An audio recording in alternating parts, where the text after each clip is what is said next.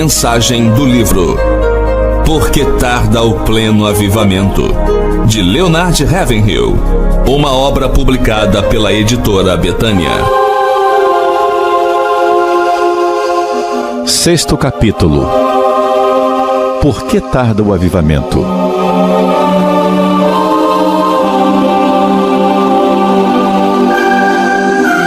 Harnack definiu o cristianismo como algo muito simples e muito sublime: viver no tempo e na eternidade sob o olhar de Deus e com a ajuda dele. Ah, se os cristãos pudessem estar conscientes da eternidade! Ah, se pudéssemos viver cada momento sob o olhar de Deus! Se pudéssemos viver tendo sempre em mente o juízo final, e vender tudo o que vendemos tendo em mente o juízo final, e fazer todas as nossas orações, dar o dízimo de tudo o que possuímos, tendo em mente o juízo final. E se nós, pregadores, preparássemos nossas mensagens com um olho voltado para a humanidade perdida e outro para o trono do juízo final, então experimentaríamos um avivamento operado pelo Espírito Santo, que abalaria esta terra e que em pouco tempo salvaria milhões e milhões de vidas preciosas. A baixa moralidade prevalente hoje em dia vem como as tentativas das diversas seitas e cultos de dominar o mundo deveriam deixar-nos alarmados. Todas essas coisas.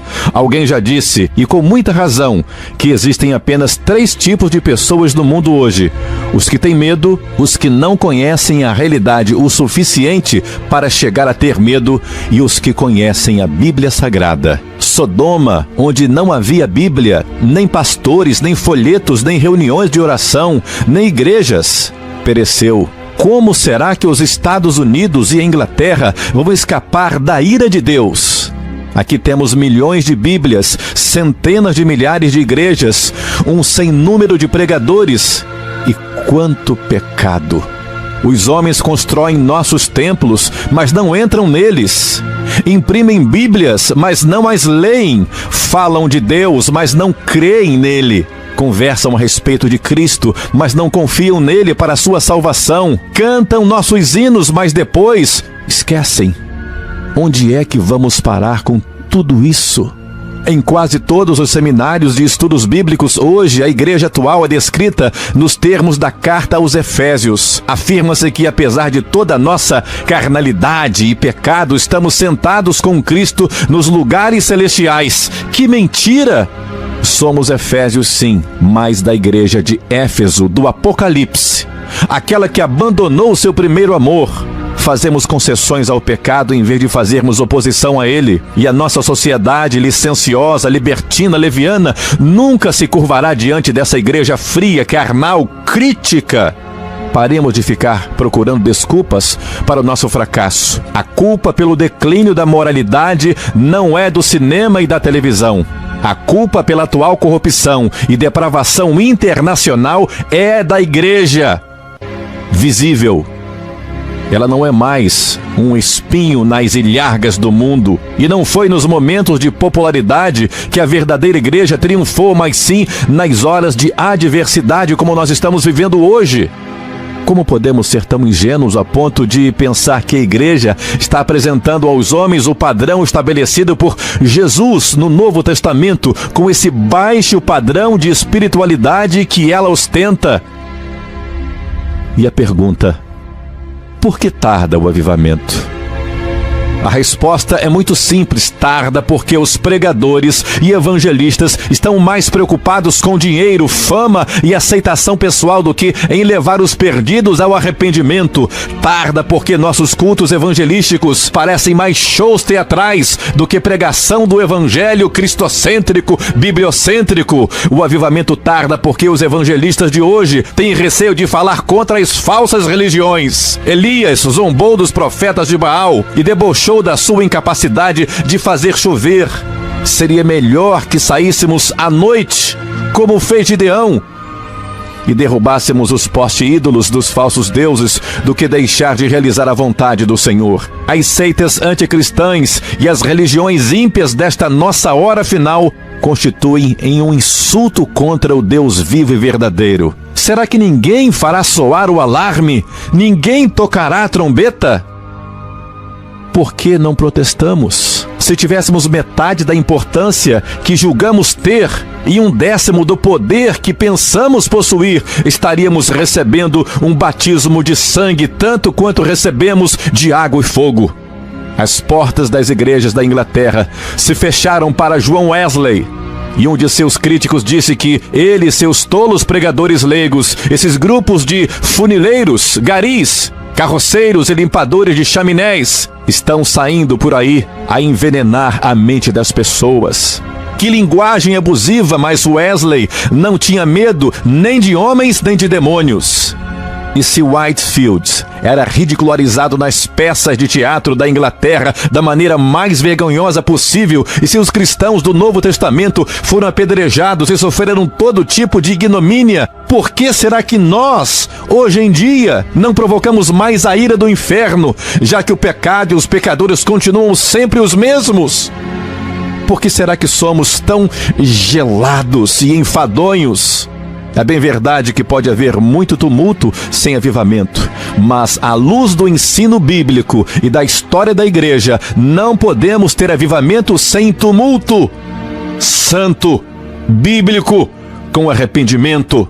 O avivamento tarda porque não temos mais intensidade e fervor na oração. Não há tempo. Um famoso pregador, ao iniciar uma série de conferências, fez a seguinte declaração: vim para esta série de conferência com grande desejo de orar. Agora peço àqueles que gostariam de carregar junto comigo esse peso, que ergam uma das mãos e que ninguém seja hipócrita.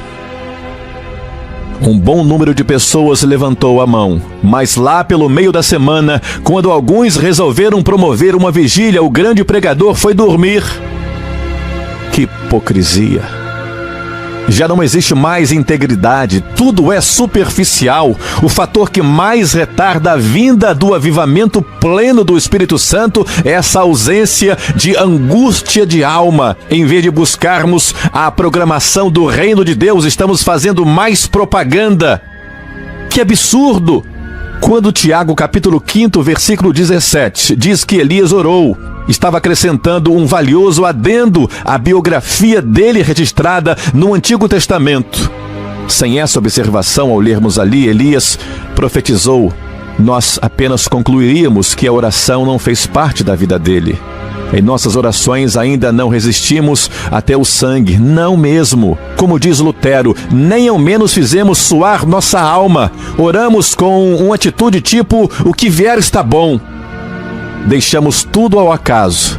Nossas orações não nos custam nada, nem mesmo demonstramos forte desejo de orar. Fica tudo na dependência de nossa disposição e por isso oramos de forma intermitente, sem fervor. A única força diante da qual Deus se rende é a oração. Escrevemos muito sobre o poder da oração, falamos muito sobre o poder da oração, mas ao orar não temos aquele espírito de luta. Nós fazemos tudo, exibimos nossos dons espirituais ou naturais, expomos nossas opiniões políticas ou religiosas, pregamos sermões ou escrevemos livros para corrigir desvios doutrinários. Mas quem quer orar e atacar as fortalezas do inferno? Quem irá resistir ao diabo? Quem quer privar-se de alimento, descanso e lazer para que os infernos o vejam lutando, envergonhando os demônios, libertando os cativos, esvaziando o inferno e sofrendo as dores de parto para deixar atrás de si uma fileira de pessoas lavadas pelo sangue de Jesus? Em último lugar, o avivamento tarda porque roubamos a glória que pertence somente a Deus. Reflitamos um pouco sobre essas palavras de Jesus. Eu não aceito glória que vem dos homens. Como podeis crer, vós, os que aceitais glória uns dos outros, e contudo não procurais a glória que vem do Deus único? João 5, 41 e 44. Chega de toda essa autopromoção nos púlpitos, chega de tanto exaltar meu programa de rádio, minha igreja, meus livros. Ah, que repulsa de demonstração carnal nós vemos nos púlpitos de hoje. Hoje temos o grande privilégio, e os pregadores aceitam isso. Não, eles já o esperam. E se esquecem de que só estão ali pela graça, bondade e misericórdia do Deus único e verdadeiro. E a verdade é que, quando ouvimos tais homens pregar, notamos que nunca ficaríamos sabendo que eram tão importantes se não tivessem sido apresentados como tal. Misericórdia. Coitado de Deus. Ele não está recebendo muita glória. Então, por que ele ainda não cumpriu sua terrível, mas bendita ameaça de que iria vomitar-nos de sua boca? Nós fracassamos, estamos impuros. Apreciamos os louvores dos homens, buscamos nossos próprios interesses. Ó Deus, liberta-nos desta existência egoística, egocêntrica. Dá-nos a bênção do quebrantamento. O juízo deve começar por nós, pelos pregadores.